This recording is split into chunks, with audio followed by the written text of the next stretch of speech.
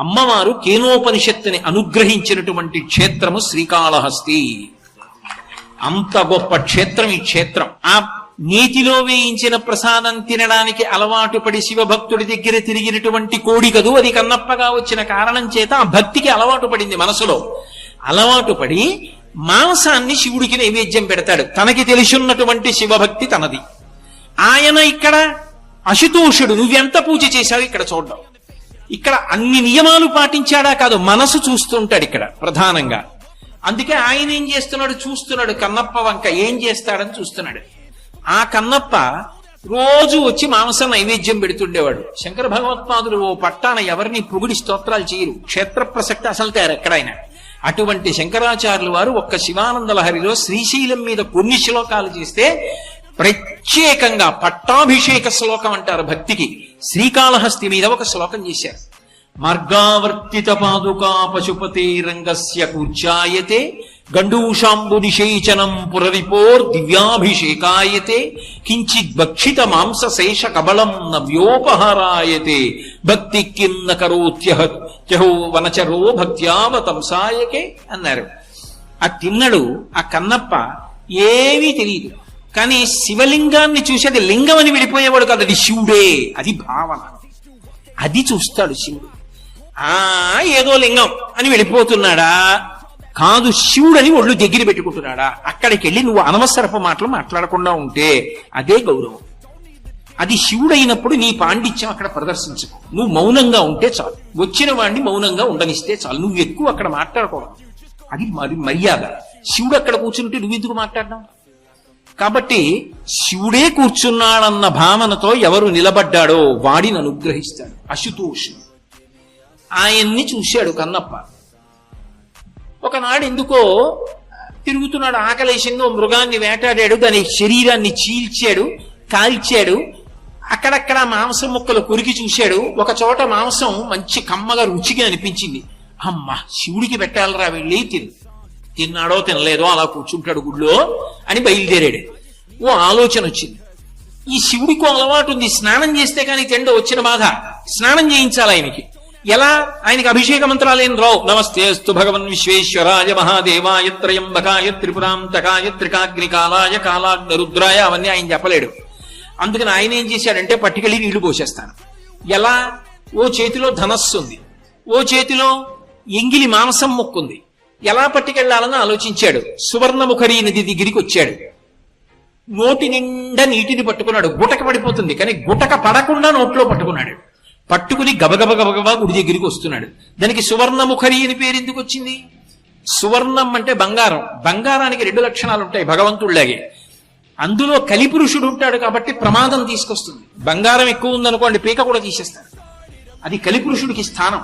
బంగారము పాపము చేయిస్తుంది, బంగారము గొప్ప అనుగ్రహాన్ని ఇస్తుంది. అందుకే సువర్ణలింగాయ నమః, బంగారు లింగాన్ని పూజించడం అంత గొప్ప. అలాగే సువర్ణాన్ని దానం చేస్తే అసలు ఇంకా దేవతలు మహాప్రీతి చెందుతారు. ధర్మశాస్త్రంలో ఒక మాట చెప్తారు, ఎవరికి దానం ఇవ్వడం వల్ల ఎక్కువ సంతృష్టి పొందుతారు అంటే గురువుకి దానం ఇవ్వడం వల్ల. అయితే ఇక్కడ చమత్కారం ఉంది. గురువు గారంటే నిజానికి అసలు బంగారమునందు వ్యామోహం ఉండదు ఆయనకి. ఆయన పుచ్చుకోడు. ఎందుకో తెలుసా? ఆయనకి కావలసింది బంగారం కాదు, పరమేశ్వరుడు కావాలి.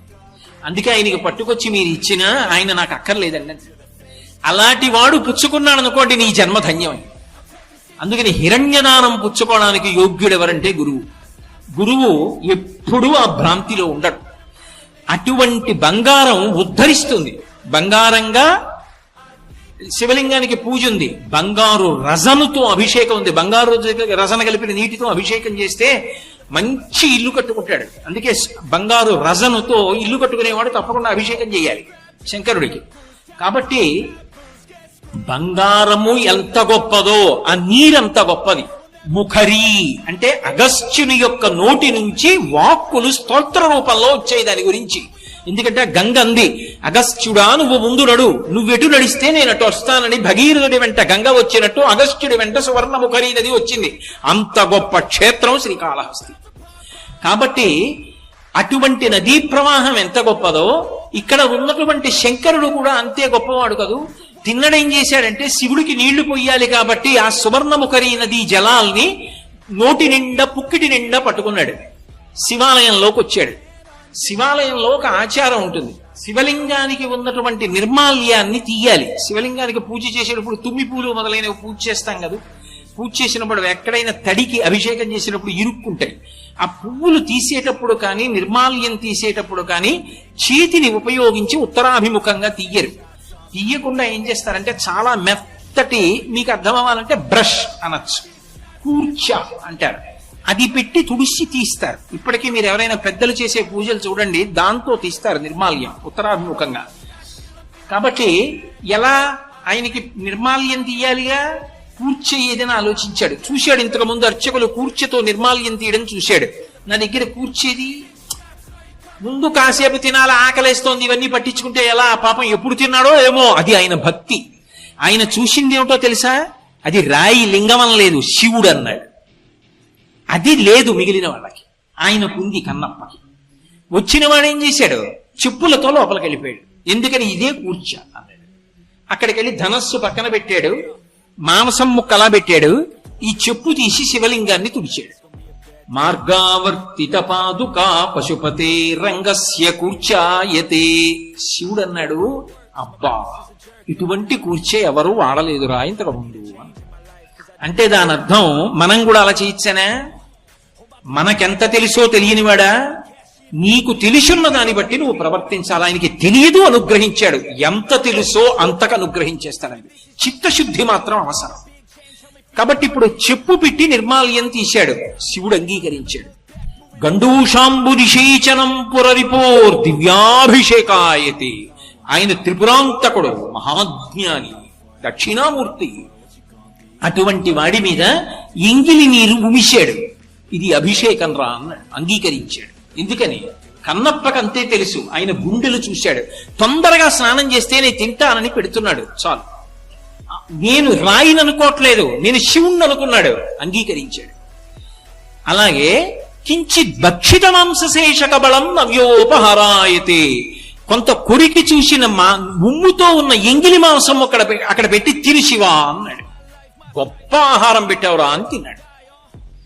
నవ్యోపహారాయతే భక్తి కిన్న కరోచహో వనచరో భక్త్యావతంసాయకే. భక్తి కన్నా గొప్పది ఏముంది శంకరా అని శంకరాచార్యుల వారు శివానంద లహరిలో 2 చేతులెత్తి నమస్కారం చేశారు.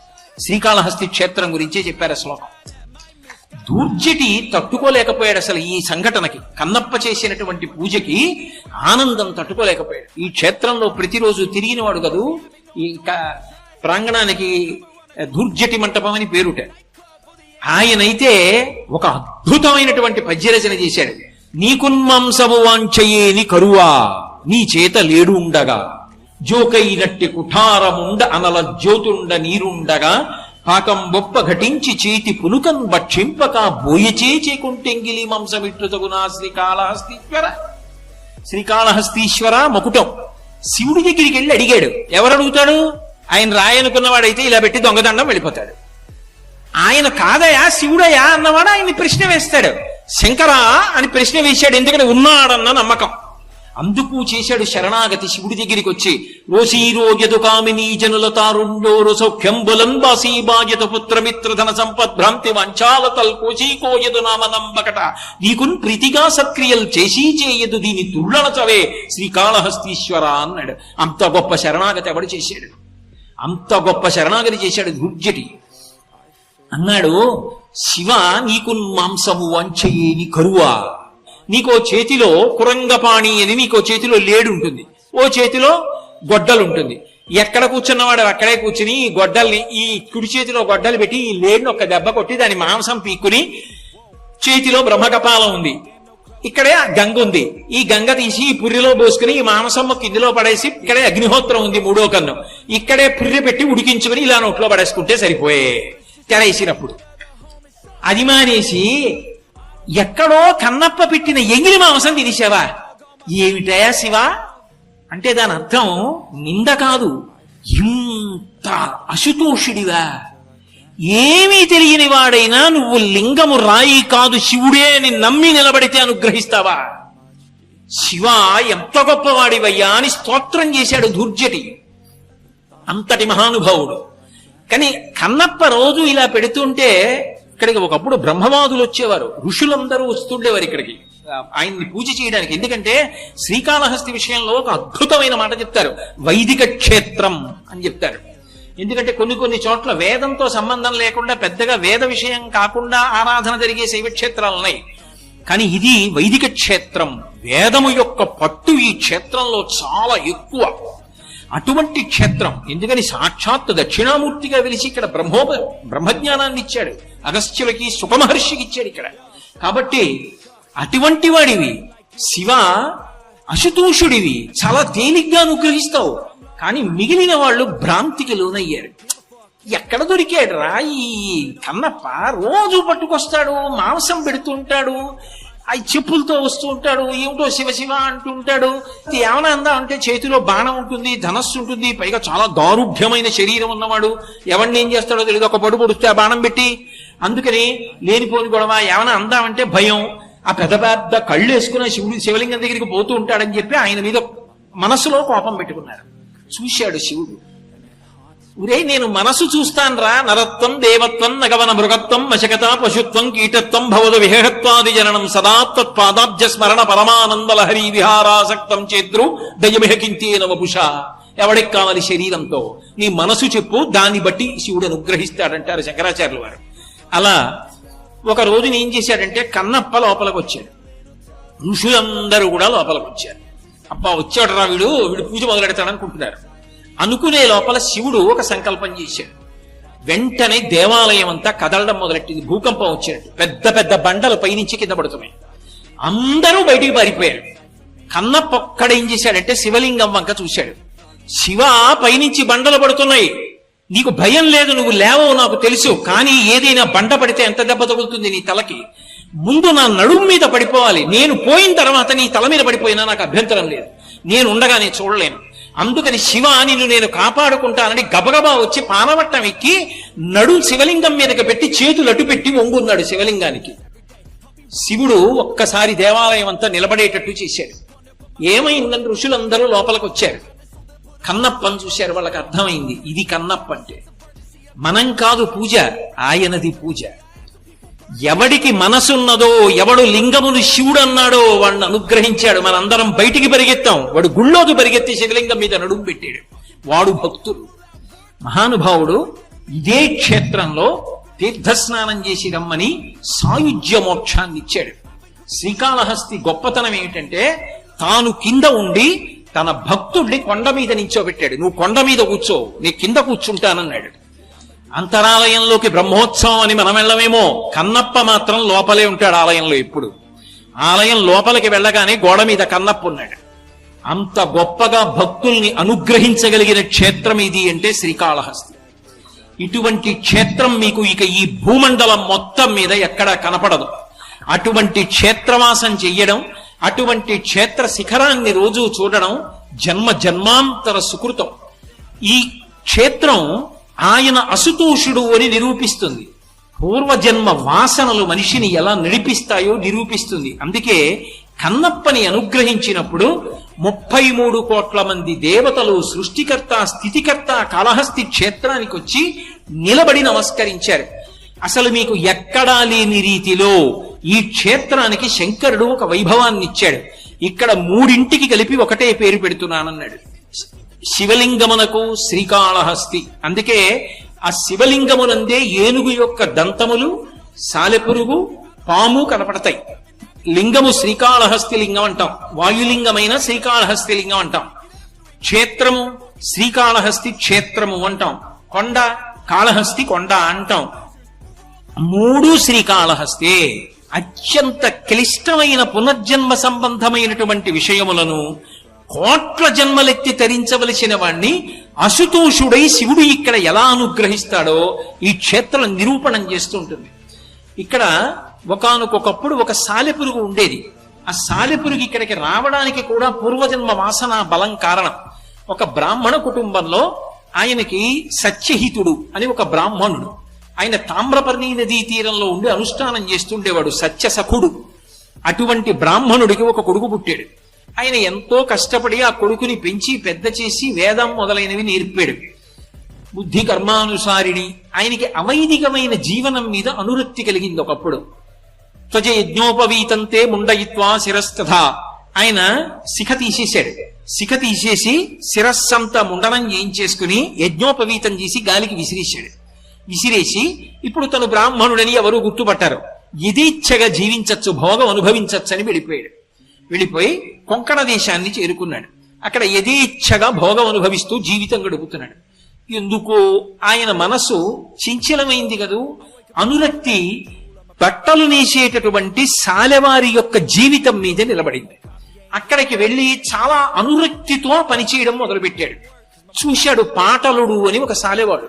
ఆయన చూసి పిల్లవాడు ఎవరో తెలియదు, అనాథ, ఎక్కడి నుంచి వచ్చాడో తెలియదు, ఈ పిల్లవాడిని నేను పెంచుకుంటానని కొడుకుగా స్వీకరించి కురంగుడు అని పేరు పెట్టి ఆ పిల్లవాడిని దగ్గరికి తీసుకుని పెంచి పెద్ద చేశాడు. ఈ పిల్లవాడు పెద్దవాడు అయ్యాడు. ఆయనకు అలవాటు వచ్చింది, శివభక్తి ఏర్పడింది. బ్రాహ్మణుల్ని తీసుకొచ్చేవాడు, దానాలు చేస్తుండేవాడు, శివ పూజలు చేస్తుండేవాడు, మంటపాలు కడుతుండేవాడు, అగ్రహారాలు నిర్మాణం చేస్తుండేవాడు, మణులతో పూజ చేసేవాడు, వస్త్రదానం చేసేవాడు, ఇన్ని చేసేవాడు. భక్తి అన్న మాటకు అర్థం ఉద్ధాన పతనాలు ఉంటాయి. ఒకసారి ఏర్పడుతుంది, ఒకసారి పోతూ ఉంటుంది. నిలబడడం ఈశ్వరానుగ్రహం మీద ఉంటుంది. అంత తేలికేం కాదది. అందుకే మళ్లీ పతనం వచ్చింది. అకస్మాత్తుగా వృద్ధాప్యం వచ్చిన తర్వాత లుబ్ధత్వం వచ్చింది. ఇవన్నీ ఏమిటి, దానాలు ఏమిటి, ధర్మాలు ఏమిటి, పూజలు ఏమిటి అని చెప్పి అన్నీ మానేశాడు. అన్నీ మానేసి ఇస్తానని మాట ఇచ్చినటువంటివి కూడా బ్రాహ్మణులకు ఇవ్వడం మానేశాడు. అంటే చేసిన ప్రతిజ్ఞకి భంగం చేశాడు. ప్రతిజ్ఞాభంగం చేస్తే కృతఘ్నుడు అంటారు. కృతఘ్నో నాస్తి నిష్కృతి అని ధర్మశాస్త్రం. కృతఘ్నుడికి నిష్కృతి ఉండదు. ఇప్పుడు అంతంత పెద్ద పాపాలు ఆయన ఖాతాలో పడ్డాయి. ఆఖరణ ఆయనకి అంత్యకాలం సమీపించింది. ఇక కొంచెం సేపట్లో ప్రాణం పోతుంది. ఏమి ఈశ్వరానుగ్రహమో, ఒక వృద్ధ బ్రాహ్మణుడు వచ్చాడు. అయా, నువ్వు చాలా ధనవంతుడమైనటువంటి సాలెవాడివి. నేను పరమశివుడికి ఓ వస్త్రం సమర్పించుకుంటానని మొక్కుకున్నాను. ఏమిటో నా కటిక పేదరికం సమర్పించలేకపోయాను. ఒక్క పంచెల చాపివ్వయా, శివుడికి సమర్పిస్తానన్నాడు. ఎప్పుడో పూర్వం చేసిన దానాలు గుర్తొచ్చాయి. శరీరం నీరసపడిపోయిందని ఓ పంచెల చాపిచ్చి బ్రాహ్మణుడికి శివుడికి అన్నాడు. ఆఖరి స్మరణ సాలెవాడిగా ఆ బట్టలు నెయ్యడం, శివభక్తి, శివుడికి తాను చేసిన సేవలు, దాని మీద నిలబడింది. అలా నిలబడి ఉండగా ప్రాణోత్క్రమణం అయిపోయింది. ఆఖరి తలంపు ఏదో అది పునర్జన్మకి హేతు అవ్వాలి. వాసనా బలం తరువుకొస్తుంది. ఇప్పుడు పరమేశ్వరుడు పాపపుణ్యములను బేరీజు వేశాడు. ఎన్నో తప్పులు చేశావు, బ్రాహ్మణ కుటుంబంలో పుట్టావు, వేదములు విస్మరించావు, శిఖా పరిత్యాగం చేశావు, యజ్ఞోపవీతం వదిలేశావు, ఎక్కడో పెరిగావు, కొన్నాళ్లు దానాలు చేశావు, కొన్నాళ్లు మళ్లీ పతనం పొందావు. చిట్ట చివర మాత్రం బట్ట ఇస్తూ నా కోసమని ఆ బట్ట అల్లడం గురించి ఆలోచిస్తూ వెళ్ళిపోయావు. పాపం పుణ్యం కూడా అనుభవించడానికి ఆ భక్తితో నన్ను సేవిస్తావు. చేసిన పాపానికి విషం కలిగినటువంటి సాలెపురుగుగా పుడతావన్నాడు. సాలెపురుగుగా పుట్టాడు. అతి తేలికగా తరించిపోవాలి అంటే శ్రీకాళహస్తి ప్రవేశమే మార్గం. అందుకని గజారణ్యంలో పుట్టాడు. ఇక్కడికి వచ్చి పుట్టాడు. పుట్టినవాడు వెతుక్కుంటూ శివుణ్ణి అంతరాలయంలోకి వెళ్ళాడు. ఇప్పుడు ప్రతిరోజు ఏం చేసేవాడంటే, ఆ రోజుల్లో ఇంత ఎద్దడి లేదు, పెద్ద భక్తులు లేరులే, ఎవరు వచ్చేవాళ్ళు లేరనేటప్పటికీ మనసులో పూజ చేసేవాడు. అందుకే దూర్జటి ఒక గంభీరమైన మాట అంటాడు. ఏ వేదంబు పఠించే లూత భుజగం వేశాస్త్రములు సూచే తానే విద్యాభ్యాసమునర్చె కరి చించే మంత్రమూహించే బోధావిర్భావ నిదానముల్ చదువులయ్యా కాదు నీ పాద సంసేవాసక్తియ కాక చింతుత చికిన్ శ్రీకాళహస్తీశ్వర. ఆ పూర్వజన్మ వాసన బలం ఉంది. సాలెపురుగుగా ఊహించాడు మనసులో. నేను ఈ శివుడికి మణిమంటపాలు కడితే చాలాసేపు మానస పూజ చేసేవాడు. ఆ గోడ మీద కూర్చుని గొప్ప గుడి కట్టినట్టు, శ్రీకాళహస్తిలో మణిమంటపాలు కట్టినట్టు, అనేక మణులు తెచ్చి పూజ చేసినట్టు, అనేకమైన పట్టు వస్త్రాలు తెచ్చి సమర్పించినట్టు, మారేడు దళాలతో అర్చించినట్టు మానస పూజ చేసేవాడు. చిట్ట చివర సాలెవాడిగా సంస్కారం ఉండిపోయింది కదా, స్వామికి నేను అద్భుతమైనటువంటి జిగిజిగేలుమనే బట్ట అల్లుతానన్నాడు. తన నోట్లోంచి ఊర్ణనాభి అంటారు, ఊరుతుంది. ఆ ఊరిన జిగురుతో గూడు కట్టేవాడు. ఇలా గూడు కట్టేవాడు, ఆ గూడు వంక చూసుకునేవాడు, మురిసిపోయేవాడు. ఆ గూడు పైనుంచి చూసేవాడు. సాలెగూట్లో ఎవరు కూర్చుంటారో ఆయనే కూర్చోవాలి. దాని మీద పరిగెత్తడం కూడా సాలెపురిగా పరిగెడుతుంది. అన్ని వైపుల నుంచి చూసుకుని ఎంత బాగా కట్టానో నా స్వామికని పొంగిపోయేవాడు. తనకి ఉన్న గొప్ప ప్రావీణ్యత ఏది ఉందో అది భగవత్పరం చేశాడు. శంకరుడు చూశాడు, ఇందులో వైక్లభ్యం వస్తే ఏం చేస్తాడు చూసి, ఇక్కడ వాయులింగం దీపంగా కదు ఉంటుంది, కదులుతూ ఉంటుంది. అది ఒకసారి భగ్గున పైకి లేచింది మంట. లేచి అప్పుడే కట్టి చూస్తున్నాడు, ఆ సాలెగూటిని అంటుకుని భగభగ మండిపోతున్నాడు. అది తట్టుకోలేకపోయింది ఆ సాలె. శివ, నేను తట్టుకోలేదు. నేను కట్టిన గూడు నేను చూడకముందే నీకు చేసిన సేవ దగ్ధమైంది. నేను తట్టుకోలేదని మంటలో పడి చచ్చిపోయాడు. చనిపోగానే శంకరుడు ప్రత్యక్షమై సాలెపురుగుకి ఇక్కడ స్తోత్రం చేసే అధికారం ఇచ్చాడు. ఇప్పటికీ పెద్దలు ఒక మాట చెప్తారు, ఆ స్తోత్రాన్ని చదివితే శివానుగ్రహం కలుగుతుంది శ్రీకాళహస్తిలో. అటువంటి అది వచనంలో కూడా చదవచ్చు. ఆ స్తోత్రం చేశాడు. ఆ స్తోత్రం చేసిన తరువాత సమస్త దేవతల యొక్క సమక్షంలో ఆయనకి సామీప్య మోక్షాన్ని అనుగ్రహించి ఇక పైన నీ పేరు శ్రీకారముతో, శ్రీలో చకార రకార ఈకారములు ఉంటాయి. కాళహస్తీశ్వరుడు దేని చేత ప్రసన్నుడై అనుగ్రహిస్తాడు అంటే, ప్రతి వారికి ఏదో ఒక విభూతినిస్తాడు. ఒకడు పాట పాడతాడు, ఒకడు అధికారంలో ఉంటాడు, ఒకడు బాగా మాట్లాడతాడు, ఒకడికి కవిత్వం వచ్చు, ఒకడికి బొమ్మ గీయడం వచ్చు, ఒకడికి పల్లకీ పట్టుకోవడం వచ్చు, ఏమీ రాని వాడికి కనీసం గుడి తుడవడం వచ్చు. నీకు ఏది భగవంతుడిచ్చాడో దాన్ని నిస్వార్థంగా భగవత్పరం చెయ్యగలవా, ప్రతిఫలం ఆశించకుండా? అలా చెయ్యగలిగిన వాడైతే సాలెపురుగును అనుగ్రహించినట్టు అనుగ్రహిస్తాడు. అది శ్రీ. సాలెపురుగు గూడు వల్ల కలిగిన శక్తి శివుడికి సమర్పించింది. నువ్వు కూడా చేయగలవా? కనీసం కొంతలో కొంత సమాజ హితము కొరకు ప్రవర్తించగలవా నీకు ఇచ్చిన విభూతితో? అది శివానుగ్రహానికి కారణం. అందుకే సాలెపురుగు అంతరంగాన్ని చూసి తనకున్న విభూతిని శివునికి సమర్పించింది కాబట్టి, విశ్వమునందు విశ్వనాథుణ్ణి చూసి నువ్వు అలా లోకములకు సమర్పించగలిగితే నిన్ననుగ్రహించడానికి కూడా పరమేశ్వరుడు ఎల్లకాలముల యందు సిద్ధంగా ఉంటాడు. అటువంటి క్షేత్రంలో సాలెపురుగును అనుగ్రహించడం కాదు, అది పక్కనే సాయుధ్య మోక్షం కాబట్టి ఇక పైన నా లింగంలోనే నువ్వు కనపడుతుంటావు. అందుకే ఇప్పటికీ లింగంలో సాలెపురుగు కనపడుతుంది, ఎక్కడ ఇవ్వాల. అందుకే ఆయన అనుగ్రహించినప్పుడల్లా ఇక్కడికి దేవతలందరూ వస్తారు. 33 కోట్ల మంది దేవతలు బ్రహ్మ విష్ణువాదులతో వచ్చి నిలబడతారట.